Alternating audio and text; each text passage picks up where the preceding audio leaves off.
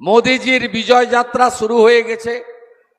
আমরা ইতিমধ্যে দুটো আসন বিনা প্রতিদ্বন্দ্বিতায় জিতেছি, গুজরাটের সুরাট আসন আর মধ্যপ্রদেশের ইন্দোর আসন। ইতিমধ্যে নরেন্দ্র মোদিজি আমাদের বিজেপি জিতে গেছে। আমরা 543টা আসনে লড়ছি।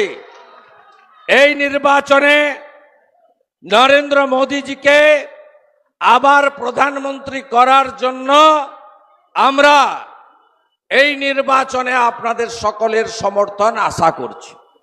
আপনারা জানেন যে ভারতবর্ষের 8 থেকে 80, কাশ্মীর থেকে কন্যাকুমারী, পশ্চিমবঙ্গের কোচবিহার থেকে কাকদ্বীপ, দার্জিলিং থেকে দীঘা, প্রত্যেকে জেনে গেছে যে মোদিজি আবার প্রধানমন্ত্রী